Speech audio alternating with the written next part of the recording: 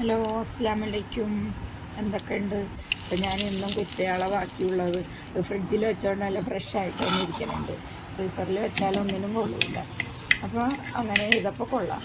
അപ്പോൾ rice bran ഓയിലിൽ കടുകും ഉലുവയും പൊട്ടിച്ച് ഇഞ്ചിയും വെളുത്തുള്ളിയും മൊരിച്ച് കാശ്മീരി മുളകും നമ്മുടെ വറ്റൽ മുളകും കൂടി വെള്ളത്തിൽ കുഴച്ച് മഞ്ഞളിട്ട് അതിലോട്ട് ചൂടുവെള്ളം ഒഴിച്ച് മാങ്ങയും പച്ചമുളകും തുള്ളി അലുവാപ്പൊടി ഇട്ട് വേവിച്ച് അതിൻ്റെ ഇടയ്ക്ക് ചോറ് ഊറ്റി വെച്ച് പിന്നെ മീൻ തിളച്ച് പുളിയൊക്കെ ശരിയായി വന്നപ്പോൾ തേങ്ങ മഞ്ഞളും കൂട്ടി അരച്ച് അരപ്പങ്ങോട്ട് ഒഴിച്ച് കൊടുത്ത് ഒപ്പം ഒരു തക്കാളി ഇട്ട് അതൊന്ന് തിളച്ച് ഓഫ് ചെയ്ത് റൈസ് ബ്രാൻ ഓയിലിൽ തന്നെ ഉലുവയും കടുകും പൊട്ടിച്ച് ചുമന്നുള്ളി അരിഞ്ഞതിട്ട് താളിച്ച് വേപ്പില വെച്ച് അതിൻ്റെ മുകളിലോട്ട് ഒഴിച്ച് എല്ലാവരും ചെയ്യണതൊക്കെ തന്നെ ഞാൻ ഈ രീതിയിൽ ഞാൻ ചെയ്ത് കഴിഞ്ഞപ്പോൾ എനിക്ക് ഞാൻ രീതിയിൽ ഇതിലൊരു മാറ്റം വരുത്താണ്ട് പോണപ്പോൾ കുറേ നാളായി.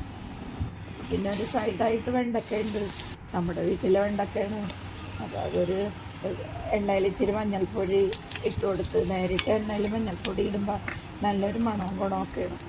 സവാള വാടി വന്നപ്പോൾ ചതച്ച മുളക് ഇട്ട് ഇളക്കി വേപ്പില ഇട്ട് പച്ചമുളകും പിന്നെ ഉപ്പും വെണ്ടക്കയും കൂടി ഇട്ട് വെണ്ടക്ക നന്നായിട്ട് വാടി വന്നപ്പോൾ മൂടി വെച്ച് വേവിച്ച് അവസാനം കുറച്ച് കുരുമുളക് പൊടി ഇട്ട് അതിൻ്റെ ഇടയ്ക്ക് പപ്പടവും വെച്ച് ഇനി ചാള കുറച്ച് കായം തേച്ച് വെച്ചിട്ടുണ്ട്.